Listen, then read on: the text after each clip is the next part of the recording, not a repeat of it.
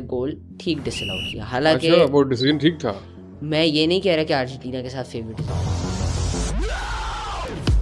जिस तरह अमेरिका ने रूल तोड़ा है ना, वो वाला जो रेड कार्ड दैट वापस वाज ब्लेटेंट वो तो चीटिंग। आई थिंक जो आखिरी टीम होगी अर्जेंटीना।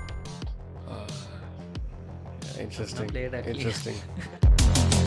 सिनेरियो क्रिएट कर देते हैं जिसमें बाद में क्लिप्स बन सकें, जिसको बाद में एज ए नैरेटिव यूज़ किया जा सके कि अर्जेंटीना ने दूसरी टीम के साथ नाइंसाफ़ी की है। हाँ, ये भी एक क्योंकि ये नैरेटिव पहले से ही online social media football fans के माइंड में बना हुआ है कि अर्जेंटीना के साथ फेवरेटिज्म हो रहा है। Being a Messi fan again, I'm very disappointed in the way they played against Egypt. Not saying about the referee's call or anything. His approach है मेसी को लेके। हाँ, ये तो है। वैसे मैं मैं नहीं इतना भी नहीं, नहीं यार, फैन तो तुम रोनाल्डो और फैन तो मेसी pick one. ये तो player Messi, personality Ronaldo. Player Messi ना, प्लेयर की बात हो रही है। ना तो प्लेयर तो मेसी। पर्सनालिटी तो फिर खान साहब की बहुत अच्छी है। लेकिन तुम कभी चूज नहीं करोगे। All through all that, मो सलाह के मुंह पे स्माइल थी। हाँ, बड़ी ग्रेसफुल वैसे वो कंडक्ट उसका बड़ा। हारने के बाद भी स्माइल लेता रहा है, वो अपने हारने के बाद भी टीम को बैकअप करता रहा। As a senior player, as an experience sportsman, he did what he had to do. काफ़ी पॉलिटिक्स है, स्पेशली टीम पोर्टुगल के लेके। आप लोग इस बात को भाई करते हैं कि रोनाल्डो का ये जो अंजाम हुआ है या जो हशर हुआ है, इसकी एक वजह जो है वो उनके बाकी टीममेट्स भी हैं, या फिर एक एक्सक्यूज़ है? ये जो एक वो है ना नैरेटिव के ये लोग रोनाल्डो को जान के पास नहीं करते, उसकी ये बहुत ही फजूल किस्म का नैरेटिव। जो अक्सर खेलते थे स्पोर्ट्स को बहुत ज़्यादा उस वक्त इस तरीके से आइडलाइज नहीं किया जाता। अभी मैं जितनी भी पॉडकास्ट करूँ ना, स्क्रीन टाइम बढ़ रहा है, सोल्यूशन जब पूछें तो बहुत से लोग जो है यही बताते हैं कि physical activity, gym, sports, cricket, football. तो अभी ज़रा वो एक रिवाइवल के तौर पर नजर आ रहा है, लेकिन हमारे बचपन में बड़ा कोसा जाता है कि यार हर वक्त खेल कूद करता है ये। बाहर ही रहते हो, खेलते ही रहते हो। इनके साथ मैच देखते हैं। पहले तो पेरेंट्स को क्रिकेट के अलावा आपके अबू आपके साथ मैच देख रहे हैं? ये देखते हैं, सारे देखते हैं। समझ आती है फुटबॉल की उन्हें? हाँ जी, क्योंकि उनको पता रेड कार्ड क्या होता है। वो ट्रम्प थोड़ी है। इजिप्ट का जो मैच था वो फ़लस्तीन में बहुत बड़े पैमाने पे देखा जा रहा था, उसकी स्क्रीनिंग हो रही थी बहुत सारी, और आई थिंक उसके ऊपर भी बदबख्तों ने बीमारी कर दी। शायद ऐसी भी कोई चीज़ नहीं थी, या जो बंदा दिखा रहा था उसको किल कर दिया गया। आपकी पुरज़ोर फरमाइश पे अपने गेस्ट को हमने दोबारा वापस बुलाया है, जो फुटबॉल वर्ल्ड कप के ऊपर हमने एक बड़ी यादगार किस्म की पॉडकास्ट की थी। उसका फॉलो भी आज लेंगे, उसमें होने वाली बहुत सारी जो प्रेडिक्शंस थी वो भी आपके सामने प्ले करके यहाँ पर चलाएंगे। पहलाज भाई तशरीफ़ लें, और उनके साथ हमारे एक बहुत ही स्पेशल दोस्त हैं उमर नासिर भाई, वो भी आपको उनसे मिलवाएंगे। Guys, welcome on the podcast. खैरियत से? थैंक यू सो उमर भाई, आपका बहुत शुक्रिया। आप बड़ा मुश्किल से हैं यार, पॉडकास्ट से पहले ही आप स्टार वाली सेक्शन शुरू कर रही हैं। नहीं, बस कैमरा शाही हूँ, आप कह लें। यार शायद आप कहीं से भी नहीं बोला नहीं जाता ज़्यादा। ये पहलाज साहब, ये बचपन में ज़ाहिर हर बंदा फुटबॉल खेलता है, मेमोरीज होती हैं, तो फुटबॉल में हमारे देश में जो स्टार थे बचपन के यही थे, यही लोग। तो बड़ा अच्छा, इनका आज बड़ी अच्छी इंशाल्लाह रहेगी। इतना बूढ़ा नहीं हूँ, इतना पुराना बचपन नहीं। तो हमारा बचपन कौन सा 1980 का है यार, इनका बचपन तो खैर भी चल रहा है।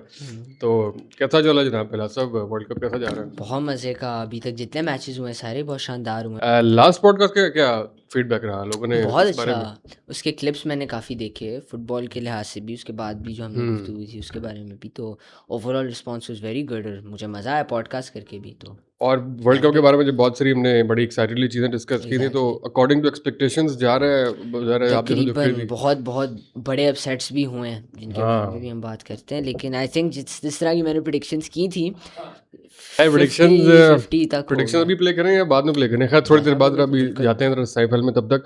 लेकिन आपने अपसेट का जिक्र किया, आप दोनों से सवाल है, बारी बारी इसको एड्रेस करें कि फुटबॉल वर्ल्ड कप का आप लोगों के लिए मोस्ट शॉकिंग मोमेंट कौन सा था ओवरऑल? दो हैं मेरे लिए। एक तो जिस तरह कैपो वर्डे ने अर्जेंटीना के अगेंस्ट खेला, जो वो 3-2 अनफॉर्चुनेटली हारे, जिस तरह उन्होंने खेला, जितनी उन्होंने जान मारी है, जितनी उन्होंने डेडिकेशन दिखाई है, आई थिंक उनका हारना भी इटसेल्फ ऑब्वियस सी बात थी कि इतना छोटा मुल्क कैसे क्वालिफाई करता है, लेकिन जितना क्लोज वो मैच ले आए थे वो भी बहुत बड़ी बात है। और जो सबसे बड़ा अपसेट हुआ है वो पैराग्वे, जब जर्मनी को उन्होंने हराया, क्योंकि वो केपो वर्डे से भी ज़्यादा अनएक्सपेक्टेड था। पैराग्वे का ग्रुप ईजी था, जो उन्होंने ग्रुप स्टेज में क्वालिफाई किया, उन्होंने थर्ड पोजीशन की बेसिस पे क्वालिफाई किया, तो पैराग्वे को कोई इतनी बड़ी टीम नहीं मान रहे थे। कैपो वर्डे ने सेकंड पोजीशन में ऑटोमेटिक क्वालिफिकेशन की और उन्होंने स्पेन के साथ भी ड्रॉ किया, तो फिर भी लोग थोड़ा ज़रा कैपो वर्डे को कह रहे थे, अप्रिशिएट कर रहे थे। पैराग्वे ने completely out of the blue Germany को हराया, जो कि अच्छा खासा खेल रहे थे, नॉट बैड। और I think जर्मनी वो को सबसे हमारे बड़ा बाकी upset है। दोनों जो भाई थे उन्होंने सेमीफाइनल में रखा था Exactly, अपनी प्रेडिक्शन के मुताबिक। बिल्कुल तो ये वैसे उमर भाई मुझे याद है अर्जेंटीना का मैच जिस दिन हुआ था, अगले दिन पैडल खेल रहे थे तो आपसे किसी ने वो कमेंट लिया तो आपने कहा शर्म से उसको वैसे ही बाहर हो जाना चाहिए था अर्जेंटीना। अर्जेंटीना को यार मेरे लिए वैसे वर्ल्ड कप का सबसे बड़ा अपसेट वो वीएआर है। मैं टीम्स और उसको कम कहता हूँ, मैं कहता हूँ वीएआर मेरे नज़दीक। तो अब हम दोस्त बैठे हैं, आप उस दिन भी अदी अब्दुलरहमान जिनका हम बात करते हैं अक्सर, तो मेरे नज़दीक तो आता है कि यार नेक्स्ट मैचेस में या नेक्स्ट वर्ल्ड कप में रेफरीज को पेपर स्प्रे दे देंगे कि उसके साथ खेलो, उसके साथ जो तुम्हारे पास भागता हुआ है उसके पेपर स्प्रे भी करते हो, क्योंकि उसकी वैल्यू उसकी ख़त्म हो गई हुई है। आप जो फॉक्स स्पोर्ट्स पे बैठ रहे हैं, जो एनालिस्ट या रूनी वाला पैनल देख लें, 4-5 पैनल्स हैं जो कि काफ़ी सुने जाते हैं। एक हेनरी वाला और वो एक वो फॉक्स स्पोर्ट्स का है ना, जिसमें इब्राहिमोविच और हेनरी है सारे। तो अगर आप उन एनालिस्ट की बात सुनो तो वो कहते हैं कहाँ पे डिफाइंड कहाँ पे है कि मतलब वो जो वीआर ने डिसीजन लिया कि अर्जेंटीना के खिलाफ गोल हो गया और वो 20 टचेस के बाद जाके उन्होंने कहा कि ठीक है वो गोल भी खत्म।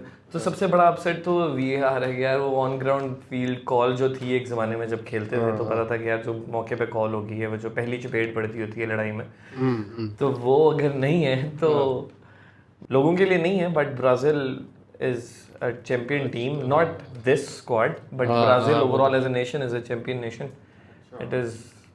It is expected, there is a lot expected out of Brazil और उसने नहीं। हाँ नहीं, उसके बारे में बात करेंगे। वो तो 24 घंटे थे जिसमें नीमार और रोनाल्डो भाई इकट्ठे 24 घंटे के अंदर ही दोनों फारिग हुए हैं। बड़ा एक हार्ट ब्रेकिंग मोमेंट था। लेकिन ये वीआर वाली बात बड़ी इंपॉर्टेंट है पहलाज, इसको आप भी अगर एड्रेस कर सकेंगे। इसके बारे में बड़ी कॉन्ट्रोवर्सीज चल रही हैं कि टेक्नोलॉजी के बावजूद भी वो सोल्यूशन प्रोवाइड नहीं कर सका। अब वीएआर के ना दो एस्पेक्ट्स हैं। एक है कि वो डिसीजन स्पॉट ऑन कभी कभार देता है, बहुत काम की चीज़ें, ये तो बंदा कह ही नहीं सकता कि वीएआर का कोई फ़ायदा नहीं है, ऐसा नहीं है। वीएआर बहुत सी चीज़ों में आपकी हेल्प करता है, ऑफसाइड कॉल्स हो गई, क्लोज टाइट डिसीजंस हो गए। लेकिन आई थिंक वीएआर का जो मसला है वो ये है कि जो रेफरीज हैं वो कुछ डिसीजंस पे बहुत एम्फेसिस देते हैं, बहुत फोकस कर देते हैं उसको, अननेसेसरी चीज़ों में, अननेसेसरी एंगल्स, अननेसेसरी बातें कंसिडर करके उस एक चीज़ को बार बार देखते हैं। अब जो इन्होंने बात की जिस गोल की जो अर्जेंटीना के अगेंस्ट डिसला हुआ, इजिप्ट का जो सेकंड गोल था, उसके बाद इजिप्ट ने फिर भी गोल मारा, उसमें मेरा तो मानना है कि वो उन्होंने गोल ठीक डिसलाउ किया। हालांकि अच्छा, वो डिसीजन ठीक था। मैं ये नहीं कह रहा कि अर्जेंटीना के साथ फेवरेटिज्म नहीं हुआ, मैं मेसी का फ़ैन हूँ, आई थिंक कि उससे बेहतर नहीं, player- आप इस नैरेटिव को बाय करते हैं कि नहीं कि अर्जेंटीना को अब डार्लिंग की तरह ट्रीट किया जा रहा है या नहीं करते? ये मैं कहता हूँ कि आई थिंक फेवरेटिज्म थोड़ा सा है अर्जेंटीना की तरफ, लेकिन इसको आप रिगिंग नहीं कह सकते। रिगिंग होता है ब्लेटेंट, रिगिंग लोग इस डिसीजन की वजह से कह रहे हैं जो कि कंट्रोवर्शियल है, क्योंकि बहुत अरसे बाद फाउल के गोल हुआ, लेकिन बॉल आउट ऑफ प्ले नहीं हुई, बॉल इन प्ले थी उस दौरान। और अगर अर्जेंटीना ने जब फाउल किया और बॉल अर्जेंटीना को मिल जाती उसके बाद, तो फिर ठीक है फाउल आप कह सकते हो, लेकिन बॉल भी इजिप्ट को ही मिली। इमेजिन अगर सिचुएशन उलट होती, अर्जेंटीना की जगह इजिप्ट होता, तो आई थिंक क्या ये गोल डिसीजन सेम डिसअलाउ होता? होता, क्योंकि बॉल टैकल या फाउल जो भी हुआ था उसके बाद बॉल इजिप्ट को ही मिली, इसीलिए एडवांटेज दिया गया, इसीलिए गेम कैरी ऑन हुई गई और आई थिंक गोल बनता था। लेकिन तो वैसे नहीं, तो वो हार्डवर्क के मैं एग्री भी करता हूँ इससे कि हाँ बॉल आउट ऑफ प्ले जाती है। जिस तरह वो कहते हैं ना कि वो वीआर तब तक ओवररूल नहीं करता जब तक गेम इन प्ले है। बहुत ऑब्वियस प्ले है जो कि अपॉर्चुनिटी क्रिएट कर सकता है, तो वीआर से बाद में डिसअलाउ कर सकते हैं, वो कर देंगे। ठीक किया उन्होंने, चलने दिया, लेकिन टू व्हाट एक्सटेंट, कितनी देर तक, कितने पासेस, कितने टचेस, वो ये बात एक मैंने ऑनलाइन नहीं सुनी है एक वीडियो में कि यार कितने टचेस तक अलाउ करना चाहिए था, कहाँ तक अटैक अलाउ करते। और फिर सिमिलर सिनेरियो जो फजान ने आपने पूछा है कि यार अगर इजिप्ट की टीम के साथ ये होता तो हुआ है, मौसला के साथ हुआ है, लेकिन उसमें थोड़ा सा डिफरेंस ये था कि उसने बॉल पहले ले लिया था, बंदा बाद में लिया था। ऑपोजिट सिनेरियो में बॉल फर्स्ट टच नहीं था, बॉल निकल गया था, तो उसने फर्स्ट टच बॉडी को किया। मौसला के केस में फर्स्ट टच बॉल था, तो वो सिनेरियो थोड़ा सा डिफरेंट है। बट वीआर का वो यार एक टाइम पे एक ज़माने में खेलते थे तब, तो आप देखो कि वो, मुझे नहीं पता आप लोगों को एलियन रेफरी याद है आपको एक ज़माने में? I am not sure about his name. अच्छा, वो जो बहुत feared the most feared referee of all, गंजा है, गंजा, हाँ वो एलियन इसी से कहते हैं ना कि वो the most feared referee of all time, जिसके पास कोई बंदा जिसके रेडे उसकी ऑन ग्राउंड कॉल्स, उस ज़माने के रेफरीज की ऑन ग्राउंड कॉल्स और जो डिसीजन था उस पर सारे चुप ही होते थे, कोई प्लेयर भी रिस्पेक्ट करते थे, आगे पीछे नहीं होते थे। इधर आपने काफ़ी खुली, मतलब मैं ये नहीं कहता कि रिग्ड, या मैं ये नहीं कह रहा कि वो बहुत ही गलत डिसीजन थे, लेकिन बायसनेस थी, थोड़ी नहीं थी, काफी इस ज्यादा जो स्पेसिफिक जो मोमेंट है इसके पीछे जो छुपी हुई डिबेट है कि अर्जेंटिना को एज अ डार्लिंग ट्रीट किया जा रहा है, किया narrative जाता है, है। इसको आप मैं तो सेकंड करता हूँ, बिल्कुल किया जाता है। हालांकि मैं भी मेसी को as a one of the best players इस टाइम करंट प्लेयर्स में सबसे बेस्ट रैंकिंग में मेसी को इसमें करता कोई हूँ, doubt नहीं। लेकिन फिर भी उसकी पूल्स देख लो किस तरह बने, जिस तरह भी बने, उसको पहले हरवाया जितवाया, उसकी रैंकिंग ऊपर लेके गए, नीचे लेके गए, जैसे भी लेके गए, जो टेक्निकली, मुझे मिसाल नहीं देनी चाहिए लेकिन मैं फिर भी दे रहा हूँ कि जो क्रिकेट में इंडिया की टीम को आईसीसी करती है, सिमिलर टू दैट बिहेवियर कुछ लगा इस तरह के और अर्जेंटीना को जिस तरह प्रमोट आपने किया है। इंडिया की एग्जांपल अच्छी दी है, हमारे लोगों को समझ में आएगी, लेकिन उसके पीछे अगर हम रीजंस देखें तो वो जो कैपिटलिस्टिक माइंड होता है कि कैपिटल एक वजूहात है, बिजनेस माइंड, यहाँ पे भी सिमिलर रीजंस ही हैं या डिफरेंट रीजन है? या तो उनकी फीफा में बोर्ड में पोजीशन बहुत स्ट्रांग है, जिसके बारे में अब ये कहते हैं ना कि जो अगला मैच है अर्जेंटीना का, इंग्लैंड और अर्जेंटीना दोनों की फीफा बोर्ड में बहुत स्ट्रांग पोजीशन है। ये अब किसको फेवरिज्म करेंगे? इजिप्ट के खिलाफ तो ऑब्वियस था ना कि फेवर कर रहे हैं कि ठीक है वो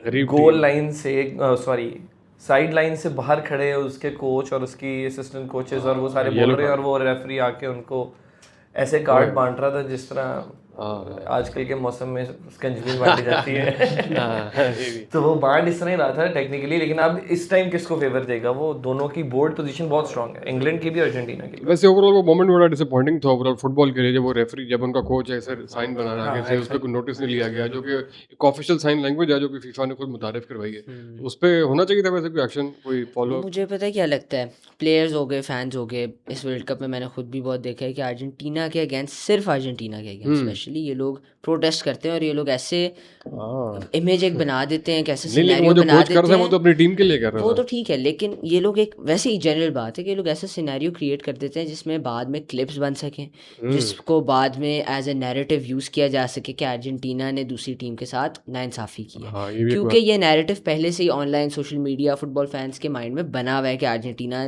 के साथ फेवरेटिज्म हो रहा है, और इसी वजह से जो दूसरी टीम्स हैं वो इस चीज़ का फ़ायदा उठा के ज़रा अपने आप को थोड़ा मजलूम साबित करने के लिए कि हमारे साथ जाती हुई है, वो थोड़ा उसको और ओवर एग्जैजरेट करते हैं, साइंस बना के और ये करके कि ये तो बस हम गिव अप कर रहे हैं, ये क्या चीटिंग हो रही है इस तरह। आई थिंक इसको थोड़ा सा, तो ये अर्जेंटीना के अगेंस्ट एक नैरेटिव जो है वो पहले से प्रिवेल कर रहा है। आई थिंक ये सोशल मीडिया की वजह से बहुत ज़्यादा एडवांस हो गया नैरेटिव। मैं ये नहीं कह रहा फेवरेटिज्म नहीं होता, आई थिंक होता है थोड़ा बहुत। और लेकिन यहाँ पे बड़े इंटरेस्टिंग एक और ऑब्जर्वेशन ये भी है कि सिर्फ अर्जेंटीना के लिए नहीं होता, हाँ, रोनाल्डो हर के लिए टीम भी के लिए, होता है। बहुत बड़ी बड़ी टीम्स के लिए। अब हर टीम के लिए नहीं, जैसे बड़ी उन्होंने टीम्स के बात लिए। की, प्लेयर्स के लिए Exactly, आपने players नाम के लिए लिए। हैं, रोनाल्डो के लिए भी होता है। हाँ, लड़ाई यही होता है, है। बिल्ली और गोट की लड़ाई है ना ये। हाँ, ऐसे ही जिस तरह रोनाल्डो की एक बहुत बड़ी एग्जांपल, लोग खैर इसको अभी अनपॉपुलर ओपिनियन ही है, काफ़ी सिंपैथी इस वक्त रोनाल्डो के साथ ही, वैसे मैं खुद भी उसका बड़ा फ़ैन हूँ, लेकिन अगर हम देखें तो उसको भी रेड कार्ड दिखाया गया था वर्ल्ड कप से पहले क्वालिफायर्स में। उसका खेलना बनता नहीं था अगले मैच में, लेकिन उसको खिलाया गया, रूल तोड़ के खिलाया गया। लेकिन जिस तरह अमेरिका ने रूल तोड़ा है ना, वो वाला जो रेड कार्ड वापस दैट वाज ब्लेटेंट चीटिंग, वो खुली खुली धांधली थी। क्योंकि एक फायदा उसका वैसे कोई ट्रम्प नहीं का हुआ। इंटरव्यू आया, उसमें उसने स्टार्ट आगाज़ इससे किया है कि मुझे रेड कार्ड का मतलब नहीं पता कि रेड कार्ड क्या होता है, मुझे पता नहीं था, तो जब मुझे इस बारे में पता चला मैंने प्रेसिडेंट को बुलाया, और उसी क्लिप में उसने आगे जाके कहा है कि मुझे स्पोर्ट्स के बारे में बहुत नॉलेज है, बहुत मालूमात है। तो आप अपनी स्टेटमेंट को कॉन्ट्रडिक्ट कर रहे हो, आप कह रहे हो कि मुझे रेड कार्ड का पता नहीं है, जो फुटबॉल का एक बहुत बेसिक लॉ है, बहुत बेसिक मिनट कर रहे हो आप। हाँ, एक बहुत बेसिक सी चीज़ है रेड कार्ड। कोई फुटबॉल नहीं भी देखता उसको पता है रेड कार्ड का मतलब है जी कि प्लेयर नहीं खेल सकता, और सीरियस ऑफेंस पे रेड कार्ड होता है। आप कह रहे हो मुझे पता नहीं, और 2 सेकंड बाद आप कह रहे हो कि मुझे स्पोर्ट्स की। नहीं, ये तो वाकई बड़ी अजीब सी, ट्रम्प तो खैर एक जोक बन चुका है ओवरऑल स्पोर्ट्स के लिए भी, और इसकी तो फीफा प्रेसिडेंट जो है वो तो इतनी सफाइयाँ देते रहेंगे, हर प्रेस कॉन्फ्रेंस में सवाल हो रहा है Exactly. और वो बड़ा अनकंफर्टेबल हो रहे हैं आगे से, ज़ाहिर है तो सवाल उनका पीछा करता रहेगा। और भी बहुत सारे सवाल हैं। खैर उमर भाई ने बड़ी अच्छी है कि बड़ा इंटरेस्टिंग बात की है कि अब जो सेमीफाइनल होने वाला है आज रात को, आज जब तक ये पॉडकास्ट लगेगी तब तक खैर रिजल्ट आ चुका होगा, तो क्या लगता है इस मैच के वाले से? आई थिंक कि पहला जो सेमीफाइनल है, France versus Spain.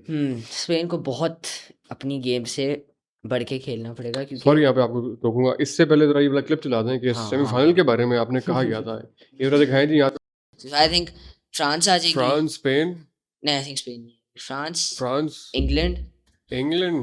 How England England तुम दोनों ने नहीं कहा वैसे?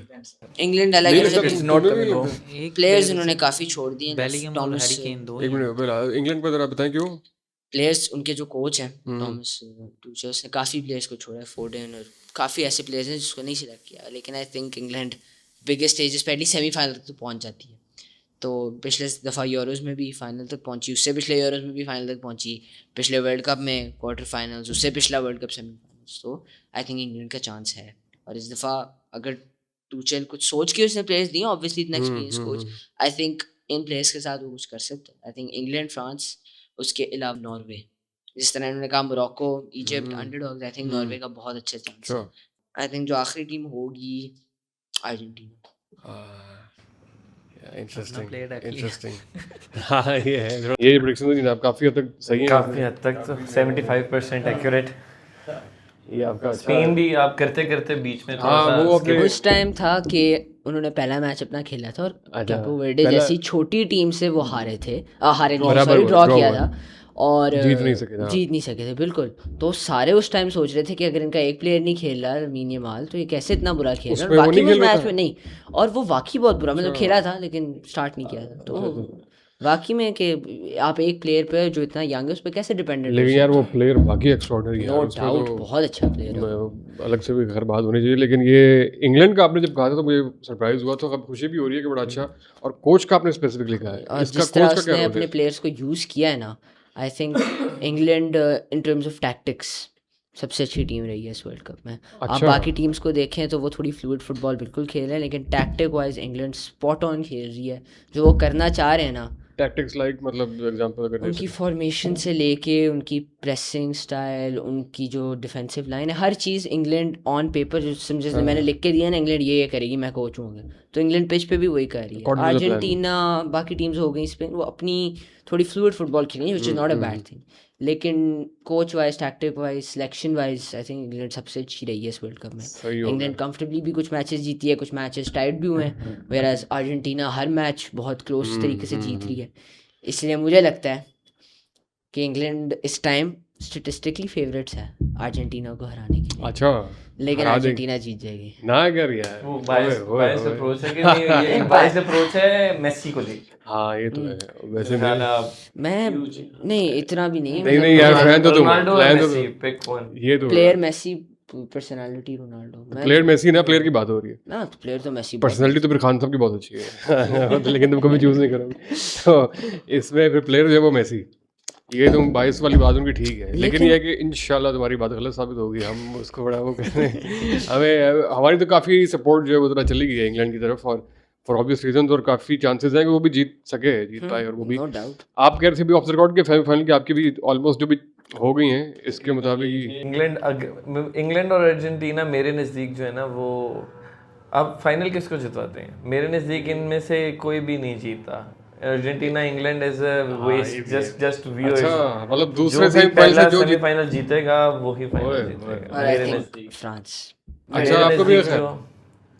फेवरेट्स फ्रांस है। फ्रांस की सबसे स्ट्रॉन्ग टीम है, फ्रांस की सबसे क्या लें मुकम्मल टीम अगर देखें तो फ्रांस की है। तो फ्रांस जो भी फ्रांस या स्पेन में से जो जीतेगा वर्ल्ड कप भी वही जीतेगा, जीतना भी चाहिए। मतलब वर्ल्ड कप का फैसला, आधा फैसला हो जाएगा पहले सेमीफाइनल पे हो फिर जाएगा, तो पूरा ही हो जाएगा मेरे नज़दीक। तो दूसरी टीम इस तरह से कि यार मैं being a Messi fan again, I'm very disappointed in the way they played against Egypt. Not saying about the referee's call or anything, but the way they played against Egypt.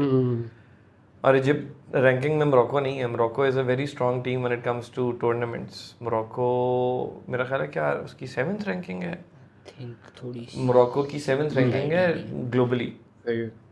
which is a very strong team. People were saying they were underdogs. They're never underdogs. They perform exceptionally well in tournaments, especially international tournaments. Morocco plays tremendous. Saudi और ये लोग नहीं खेलते, लेकिन इनमें Morocco बहुत अच्छा खेलता है। Egypt was an underdog. Egypt played exceptionally well. I am a fan of Mo Salah as well. वो हसीन प्लेयर भी है, और प्लस उसका वो एक्सपीरियंस भी नजर आया जब हार रहे थे, तो he had a smile on his face. Everyone else was cursing, everyone else was somewhat disheartened, और उन लोगों का ना मोराल आफ्टर 70 मिनट्स आप देखो कि वो मोराल में डेड थे, वो नहीं भाग के वापस नहीं आ रहे थे। 70 मिनट्स के बाद जब वो 2-0 पे थे, जब वो थर्ड गोल उनका डिसअलाउ, थर्ड गोल करने के बाद वो जब वापस नहीं आ रहे थे, उनका पहला गोल हुआ उसके बाद वो लोग नहीं आए वापस। ठीक है। मतलब मुझे ये लगा है कि वो लोग ना या तो अंदर से उन्होंने कहा था कि ठीक है इन्होंने में कुछ ना कुछ गलत हो रहा है, जो करा रहे हैं अमेरिका करा रहे हैं वाली स्टेटमेंट कह लें आप, but they were not playing at their 100%, they were playing somewhere around 70-75 मेरे हिसाब से। तो और all through all that मो सलाह के मुंह पे स्माइल थी। बड़ी ग्रेसफुल वैसे वो कंडक्ट उसका बड़ा। हारने के बाद भी स्माइल लेता रहा, वो अपने हारने के बाद भी टीम को बैकअप करता रहा। As a senior player, as an experience sportsman, he did what he had to do. तो very beautiful display of sportsmanship. Mohamed Salah भी आगे खेलेगा ना, कुछ और अभी चलेगा ना आगे? कुछ तो चलेगा। और नेमार का भी आ रहा है, नेमार की एक वीडियो आई है, नेमार भी चलेगा। इनका आखिरी नहीं है, लेकिन इन दो का, ये जो दो बड़े, हाँ उनका तो ऑलमोस्ट है। उस पे भी हम लोग से बात करेंगे। पहले आज आपका भी सेमीफाइनल के जो रिजल्ट्स हैं अभी आप उसके बारे में के जो पहला जीतेगा वही। क्योंकि अगर आप इंडिविजुअली टीम्स देखें ना, स्पेन भी उस सेमीफाइनल की दोनों टीमों से बेहतर है, और फ्रांस तो क्लियर है सारों से, सिर्फ इस टूर्नामेंट को रहते हुए बात कर रहे हैं। तो आई थिंक यस, जो फर्स्ट सेमीफाइनल जीतेगा जो मेरे मुताबिक फ्रांस है। एक दो और बड़ी चीज़ें हैं जो मैं डिस्कस करना चाहता हूँ, तो खैर प्लेयर भी हम डिस्कस कर सकते हैं। फ्रांस की टीम का जब आपने जिक्र किया, एक ये कंट्रोवर्सी भी ऑनलाइन काफ़ी आती है कि टीम मेंबर्स के अंदर काफ़ी जो है यूनिटी का वो है, काफ़ी पॉलिटिक्स है, स्पेशली टीम पोर्टुगल के लेके। आप लोग इस बात को भाई करते हैं कि रोनाल्डो का ये जो अंजाम हुआ है या जो हशर हुआ है, इसकी एक वजह जो है वो उनके बाकी टीममेट्स भी हैं, या फिर एक एक्सक्यूज़ है?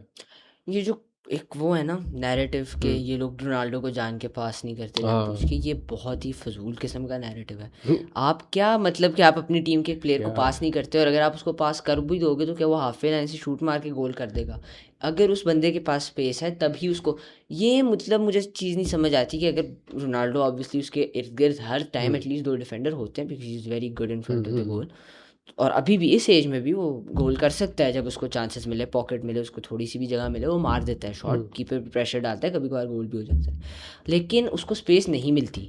जब उसको स्पेस नहीं मिलेगी तो आप क्यों उसको फजूल में बॉल दे के पूरी टीम को प्रेशराइज करोगे? आप खुद भी एम ही थोड़ी ना गली के फुटबॉलर्स हो, आप भी प्रोफेशनल फुटबॉलर्स हो।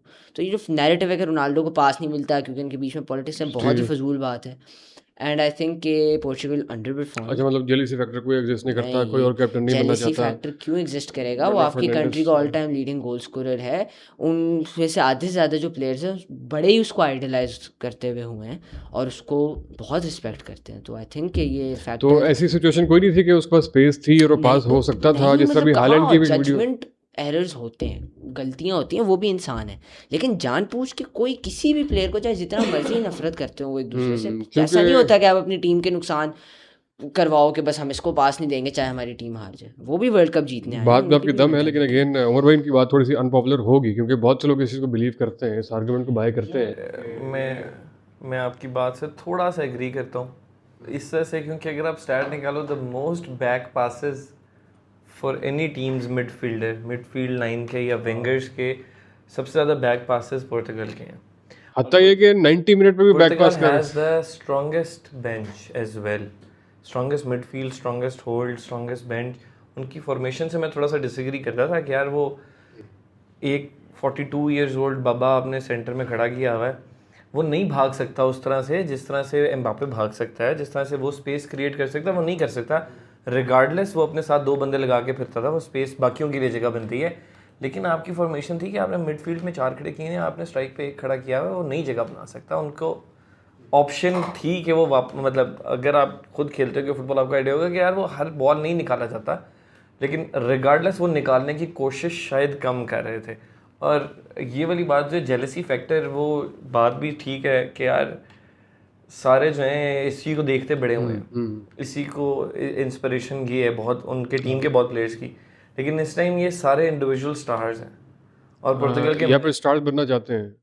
नहीं, इंडिविजुअल स्टार्स हैं पोर्टुगल की टीम के अंदर, इंडिविजुअल रोनाल्डो के लेवल के बनना चाहते हैं। रोनाल्डो के लेवल का स्टार नहीं सर, वो वन ऑफ है। Ronaldo is not just a footballer, he is a celebrity. वो सिर्फ फुटबॉल फेम नहीं है उसका हर चीज़ में फेम है। उससे तो फीफा की जेलसी और वो भी है ना कि वो जो अपना ऑक्शन करके फ़लस्तीन के बच्चों के लिए निकाल देता है। ऐसा ही तो सर, यही मैं कह रहा हूँ कि जब वो वाली सेलिब्रिटी उनके साथ आती है तो फिर वो ओवरशैडो होते हैं ना। तो मैं ये कह रहा हूँ कि वो जब साइड पे होगा तो ऑब्वियसली इनको ज़्यादा रूम मिलेगा, ज़्यादा लाइमलाइट तो वो है जेलसी फैक्टर, वो थोड़ा सा है, क्योंकि अगर आप देखो कि क्वाइट नेचुरल, कोई भी मैच हो रहा है वहाँ पे सारे बात यही कर रहे हैं। एवरी एनालिस्ट इज टॉकिंग कि यार रोनाल्डो रोनाल्डो रोनाल्डो रोनाल्डो, हर बॉल उनका प्ले यही है कि यार 4 बंदे हो, रोनाल्डो को बॉल निकालना शुरू करता हूँ। बाकी टीम मेंबर्स को बहुत से लोग जानते भी रोनाल्डो की वजह से हैं, जो इंतजाई तौर पे जो बहुत ज़्यादा लीथल फुटबॉल फैंस नहीं हैं, जो कि सीजनल है, वो वो जानते कहते हैं भी कि पुर्तगाल के वो है रोनाल्डो गया। मेरे वाले साहब ने पुर्तगाल के मैच क्यों देखा है कि यार वो कहते हैं रोनाल्डो खेल रहा है, उनको बाकी किसी का नहीं नहीं पता। पता। उन्होंने कहा रोनाल्डो खेल रहा है, इस तरह से ठीक है। उनको 2-3 नाम वाले साहब मेरे साथ, जो फुटबॉल जितना मैं अटैच हूँ, मेरी वजह से अब्बाजान को नाम पता है, खेलते हैं, अब्बाजान मेरे साथ बैठ के देखते भी हैं फुटबॉल मैचेस रात को। तो लेकिन उन्होंने खास इसका पोर्टुगल का मैच देखा है कि यार रोनाल्डो एक ये जो ग्लोबल इतनी सारी सपोर्ट है, जो पोर्टुगल के अलावा भी लोग पोर्टुगल को सपोर्ट कर रहे हैं, उसकी वजह रोनाल्डो ही है और कोई नहीं। जो आइंदा शायद नहीं करेंगे सपोर्ट पोर्टुगल को, शायद नहीं करेंगे, जो रोनाल्डो की वजह से करते थे वो नहीं करेंगे। बहुत बड़ी तादाद है जो नहीं बहुत बड़ी तादाद। लेकिन उन्होंने अपना फिनिश भी कर दिया यार, उसकी एज फैक्टर है, आप माने ना माने। किसका? रोनाल्डो का। When he is 42, when you are 42, you are not running 30 kilometres in a single match. आप नहीं भाग सकते, उस तरह का स्टेमिना नहीं है। आप देखोगे कि वो मैचेस के अंदर उसका वो दिखाते हैं, वो जो हीट मैप्स वाला थोड़ा सा फुटबॉल का दिखाया उन्होंने दिखाया कि उसका हीट मैप जो है वो सिर्फ आगे आगे का है, वो सेंटर अटैकिंग लाइन से आगे जा रहा है, पीछे आ रहा है। लेकिन बाकी अब उसकी यूथ में देखो भाई, वो लड़का पूरे ग्राउंड में होता था। वो अपनी प्राइम में वो डिफेंड लाइन से आगे बॉल लेके छीन के जाता था, उसमें वो नहीं था, ठीक है। और वो जेलसी फैक्टर मैं एग्री करता हूँ भाई, वो नेचुरल है, that is not to be denied. इस वक्त अगर आपने और कुछ नहीं कहना तो एक और कुछ पॉइंट्स हैं उस पर। Let's talk about some other star players जो 4 से 5 अभी बड़े ज़बरदस्त किस्म के जो इस वर्ल्ड कप के अंदर भी उभरे, उसको डिस्कस कर लेते हैं। हालैंड एक मतलब वर्ल्ड कप से पहले भी काफ़ी उसके बारे में बातें हो रही थी। और हालैंड इज़ अ स्ट्राइकर। अगर आपने स्ट्राइकर की डेफिनेशन ढूंढनी है ना, वो हालैंड है। उसका कोई काम नहीं है सिवाय गोल मारना, बस उसका वही काम है। और उसका प्ले स्टाइल भी इस तरह, ना ही वो आपको बॉल पे नजर आएगा, ना ही वो मैच में 10 से ज़्यादा टचेस करेगा। उसके पास बॉल आएगी और उसका काम है मैं गोल मारूँ, बस। और नॉर्वे मैंने प्रेडिक्शन में कहा था कि सेमीफाइनल तक पहुंचेगी, अनफॉर्चुनेटली नहीं पहुंच सकी, बट अच्छा खासा उन्होंने एफर्ट। अभी जो हम पहले वाली बात कर रहे थे, वो बहुत से लोग उसमें ये वाली बात करेंगे, वो वाला पास अगर उसको मिल जाता तो शायद पहुंच जाता है, ये वाली बात हो रही है।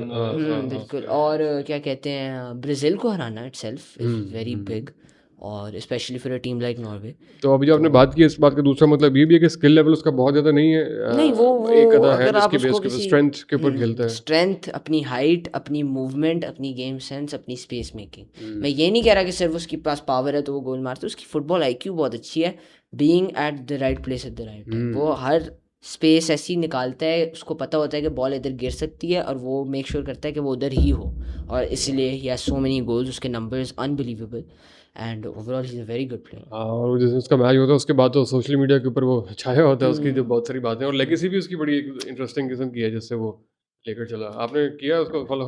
यार वो सिटी के ज़माने में जब आया था तभी नज़र आया पहली दफ़ा, उसके बाद लड़के ने जो गोल्स मारे हैं, और वो यही है, he is always there, he is always at the right spot at the right time. और उसकी पर्सनैलिटी भी काफ़ी जो उसका हाँ, वो वाइकिंग वाला जो ऑरा उसका कहते हैं, सारा वाइकिंग ऑरा है वो। उसके ऊपर बहुत मीम्स भी कंटेंट में बनी है कि यार Mbappe taking notes how to defeat Vikings, और इस तरह की काफ़ी सारी चली हैं। लमीन यमाल की ऑरा ने भी लोगों को बड़ा स्टन किया है, मतलब वो एक्सपेक्टेशन से ज़्यादा ही वैसे, और बड़ा उसने डिसअपॉइंट नहीं किया। तो क्या है यमीन यमाल फिनोमेना, क्या है? मुझे लगता है उसकी एज में उससे बेहतर प्लेयर कोई नहीं है। मेसी, रोनाल्डो उसकी एज में इतने, no doubt they were amazing, लेकिन जितना इसने अपने लिए नाम कमा लिया है, जितना बड़ी स्टेज पे परफॉर्म कर रहा है, इसने गोल भी मारा एक, बट अदर देन दैट उसकी अगर आप गेम देखें, इतना अच्छा खेल रहा है, इतने कॉन्फिडेंस से खेल रहा है। यंग प्लेयर्स होते हैं वो थोड़ा शर्माते हैं कि हमें बॉल कम से कम मिले, हम गलतियां ना करें। वो नहीं, वो शुरू से ही इस तरह, क्योंकि वो गलतियां करने से डरता नहीं है। वो सोचते हैं गलती हो भी सकती है, नो डाउट, लेकिन अगर मैं गलती ना करूं और मैं इस काम करने में सक्सीड हो जाऊं तो और अच्छी बात है। तो वो प्लेयर्स को टेक ऑन करता है, ड्रिबल करता है, रिस्क लेता है बॉल के साथ। So no doubt he is one of the best, if not the best player at his age ever. और बड़े वक्त के साथ मैच्योर होता जा रहा है, बड़ी नहीं, उसका विजन बहुत बहुत हसीन विजन है बॉय का। यार वो लड़का अगर क्रॉस प्ले करा रहा है बगैर देखे, तो ही नोज़ के वहाँ पे प्लेयर है, यहाँ पे सारी पोजीशन कंट्रोल है, हमारे पास कम हो रहा है, चांसेस कम है। वो इतना प्यारा क्रॉस मारता है, और वो बॉल को जिस टाइम पे चेंज करना चाहिए वो चेंज करता है। बाकी विंगर्स में ये वाली स्ट्रेंथ नहीं नज़र आई इस तरह से इतनी, ख़ास तौर पे अगर आपने वो जिस तरह नाम किया अपने पोर्टुगल की टीम का, पोर्टुगल इस तरह से चेंज, और वो बैक पासेस पे चले जाते थे। Lamin Yamal has a vision कि वो बॉल देके आगे नहीं निकल सकते, पहली बात वो नहीं रुकता, उसको सिर्फ अफ्रीकन टीम्स रोक सकी हैं वो बॉय, वरना निकलता था। African teams is an interesting topic वैसे अगर आप एक्सप्लोर करो। अफ्रीकन टीम्स ने बहुत इस वर्ल्ड कप में काफ़ी कैसे इंटरेस्टिंग क्या अफ्रीकन टीम से मुराद काबू वर्दे, डीआर कॉन्गो और इन लोगों ने घाना इन लोगों ने काफ़ी अच्छे मैचेस खेले हैं। यहाँ तक कि बड़ी टीमें सारी परेशान रही हैं, जो कि जैसा आपने भी कहा शुरू में कि काबू वर्दे जैसी टीम के साथ स्पेन एक बिल्कुल वो टीम, क्या हमने पहला मैच देख रहे हैं, हम समझ लग रही है कि स्पेन आएगा, स्पेन कम से कम 4-5 गोल मारेगा और उनको एक भी कंसीड नहीं किया गोल। और घाना ने अपने मतलब राउंड ऑफ 32 तक शायद एक गोल कंसीड किया था, नॉट गुड विद नंबर्स। लेकिन अफ्रीकन टीम्स ने जहाँ पे इतना अच्छा खेला है उनके साथ भी आप कह लो एक हाइटेंड टीम, और आप वो 17 साल का बच्चा और उसके सामने आपने खड़े किए हुए हैं, और वो उसको जरा थोड़ा फाउल और रफ खेल के ही रोका है, ये नहीं कि नहीं रोका लड़का, वरना वो लड़का नहीं रुका। वो ये किसकी लमीन की बात कर रहे हैं? हाँ, मैं कह रहा हूँ अफ्रीकन टीम्स में भी उसको मुश्किल से रोका है, बाकी नहीं रोक सके लोग उसको। ऐसा ही है। One more player I would like to talk about Lukaku.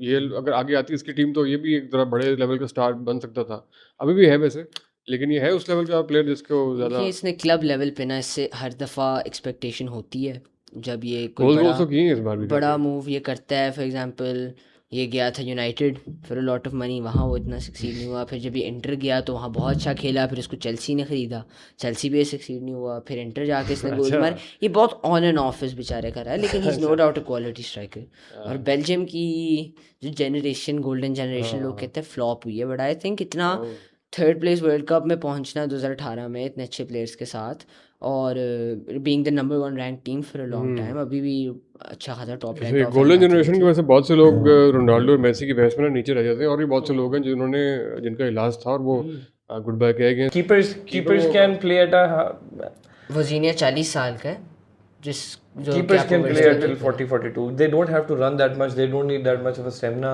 Keepers usually tend to play somewhere around 40s. They can perform exceptionally well till their 40s as well. For a midfielder, for a striker, they need to have that energy which is lacking after somewhere around my age, 28 साल। That's very interesting. मज़े की चीज़ें सारी। खैर इसको हम थोड़ा सा वाइंड अप की तरफ लेकर जाएंगे। ओवरऑल खैर फुटबॉल के बारे में बहुत सारी बातें हो रही हैं, और लास्ट में जो मैं बात करना चाहता हूँ, जो हम अक्सर पॉडकास्ट में जिक्र भी कर रहे हैं, कि मैं देख रहा हूँ कि उमर भाई हमारे बचपन में अक्सर खेलते थे, स्पोर्ट्स को बहुत ज़्यादा उस वक्त इस तरीके से आइडलाइज नहीं किया जाता। अभी मैं जितनी भी पॉडकास्ट करूँ ना, क्या स्क्रीन टाइम बड़ा बढ़ रहा है, बड़े जनाब AI की एडिक्शन हो रही है, स्क्रीन की एडिक्शन हो रही है। सोल्यूशन जब पूछें तो बहुत से लोग जो है यही बताते हैं कि physical activity, gym, sports, cricket, football. तो अभी ज़रा वो एक रिवाइवल के तौर पे नजर आ रहा है, लेकिन हमारे बचपन में बड़ा कोसा जाता है कि यार हर वक्त खेल कूद करता है ये, बाहर ही रहते हो, खेलते ही रहते हो। हाँ जी, ग्राउंड में नजर आते हैं। तो ये एक अच्छी चीज़ है कि ये सारे से हम थोड़ा सा उसको वो करें। तो आप इसको कितना स्पोर्ट्स कितने ज़रूरी है, इस बारे में ज़रा वही एक सेइंग है ना जो काफ़ी लोग पहले टाइम में सुनते ही होंगे।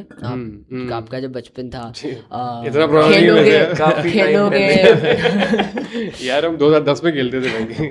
वही खेलोगे कूदोगे होगे ख़राब, पढ़ोगे लिखोगे बनोगे नवाब। तो आई थिंक आप पेरेंट्स भी स्पोर्ट्स को as a career and as a passion accept कर रहे हैं। और जिस तरह पेरेंट्स ने उन्होंने कहा कि इनके अब्बू इनके साथ मैचेस देखते हैं, पहले तो पेरेंट्स को क्रिकेट के अलावा किसी आपके अब्बू आपके साथ मैच देख रहे हैं? ये देखते हैं, सारे देखते हैं। और इसके बारे में 2 मिनट की गुफ्तगू है ताकि हमारी कोई रील वायरल हो। मैचेस भी काफ़ी साथ देखे, और वो वैसे जनरली समझ आती है फुटबॉल की उन्हें। हाँ जी, क्योंकि उनको पता रेड कार्ड क्या होता है। हाँ वो ट्रम्प थोड़ी है। तो वैसे जनरली भी जब सीजन के थ्रू आउट मैं क्लब के मैचेस देख रहा हूँ तो तब भी वो कभी कभार मेरे साथ देखते हैं, और फिर वो मेरे मैचेस भी देखते हैं, तो उनको फुटबॉल का अच्छा खासा आइडिया है। एंड वैसे भी जनरली पेरेंट्स अब ना थोड़ा इन्वॉल्व हो रहे हैं, और उनको भी अब अच्छा लग रहा है कि इनके बच्चे इनकरेज कर रहे हैं अपने बच्चों को कि आप स्पोर्ट्स खेलो, इवन अगर करियर के तौर पे नहीं लेना उसको, वैसे ही as a good healthy exercise. बिल्कुल है। ये पहले आज माशाल्लाह परसों भी करे प्रोफेशनली, ये गोलकीपर है, और इंटरनेशनली भी लास्ट उन्होंने बताया था कि वो कराएं, और इनकी बड़ी वो है कोशिश के पहुँचे, अगर हमारी टीम आगे कुछ पहुँचे इस पर। May the force be with you।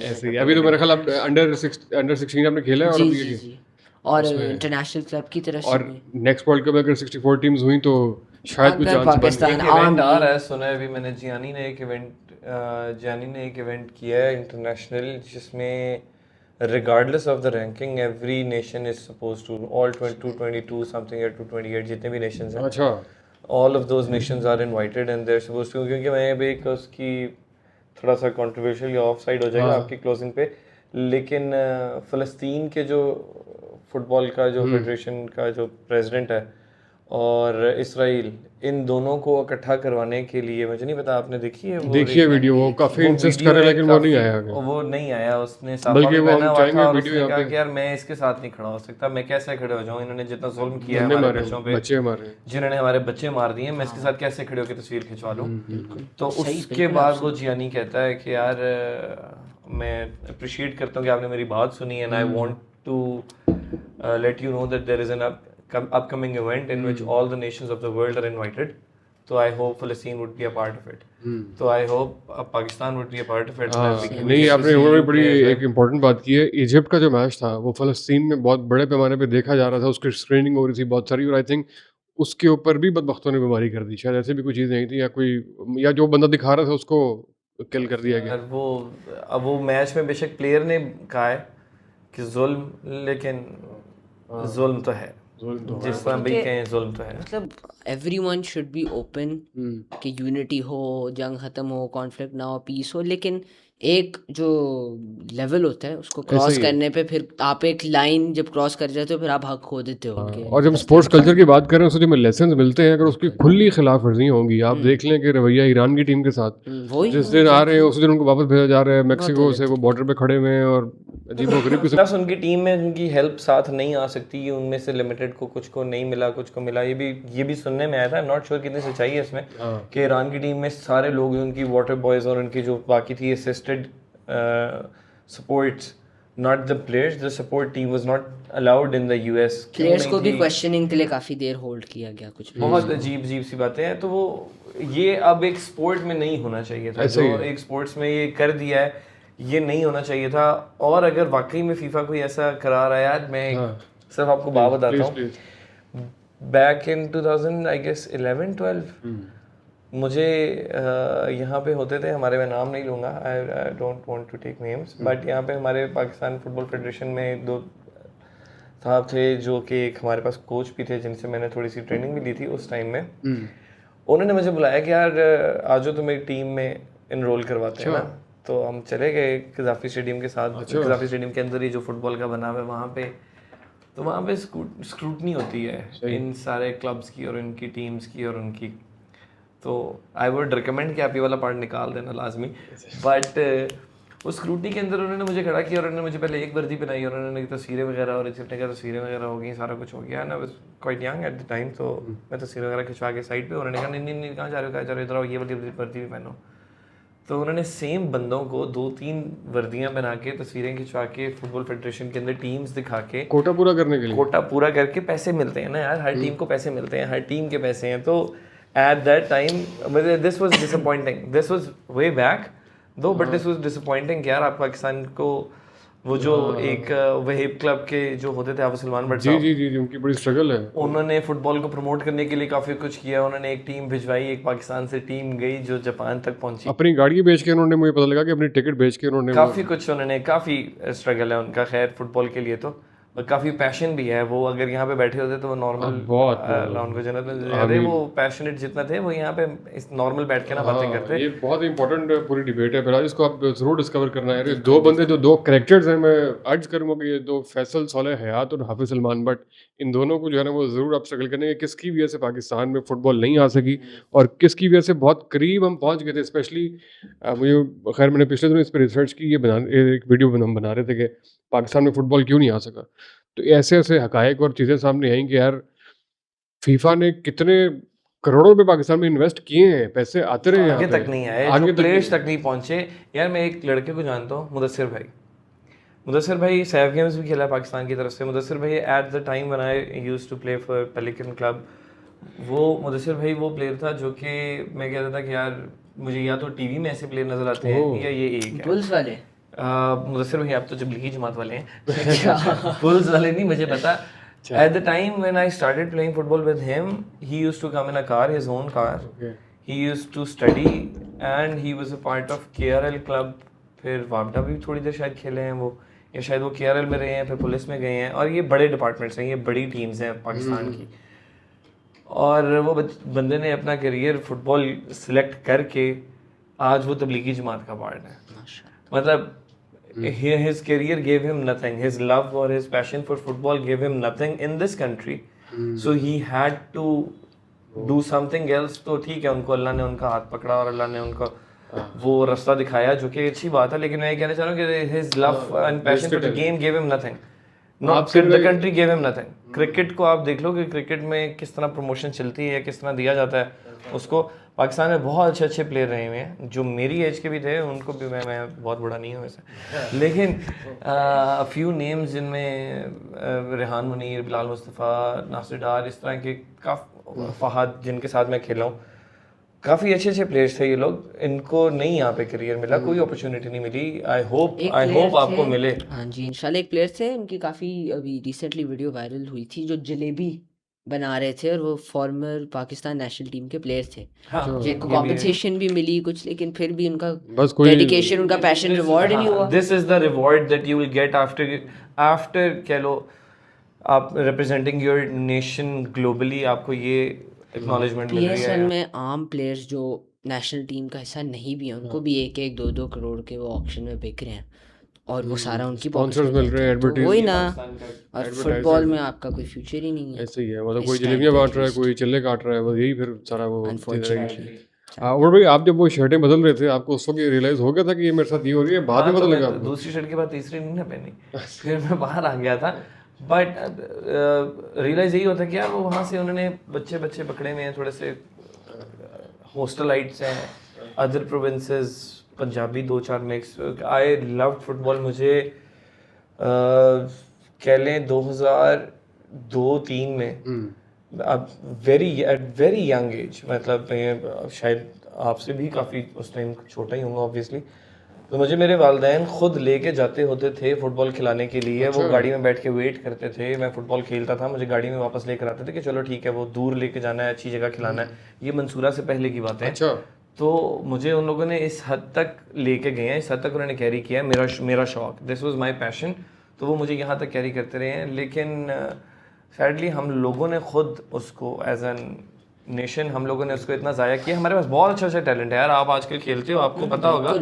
We have amazing talented players which have they have no कह लें प्ले ग्राउंड, या आप ये कह लो जिस तरह टेकन की एग्जांपल ले लो। टेकन में हमारे पास इतना अच्छा प्लेयर था जो कि आज तक ऊपर नहीं आया। टेकन जो ई स्पोर्ट्स है, और वो नज़र आए हैं तो फिर हम सारे आए हैं। फुटबॉल इज़ द सेम, हमारे पास बहुत टैलेंट है, हमारे पास बहुत एक्स्ट्रॉर्डनरी प्लेयर्स हैं जो कि खेलते हैं। ख़ास तौर पे जो पहाड़ी इलाकों में आप देखो, दे प्ले एक्सेप्शनली वेल।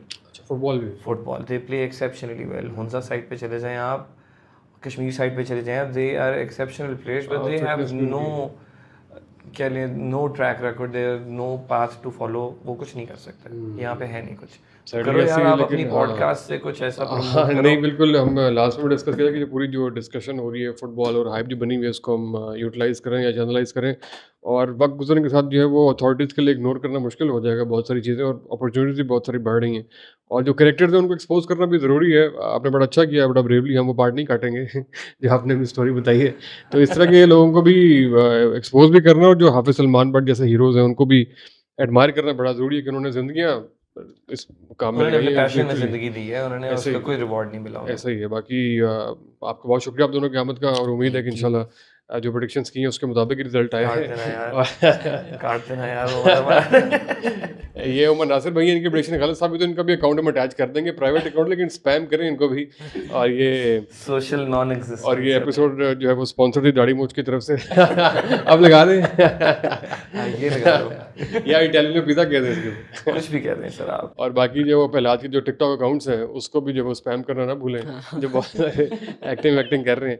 तो बाकी बहुत शुक्रिया आपका देखने का, थैंक यू।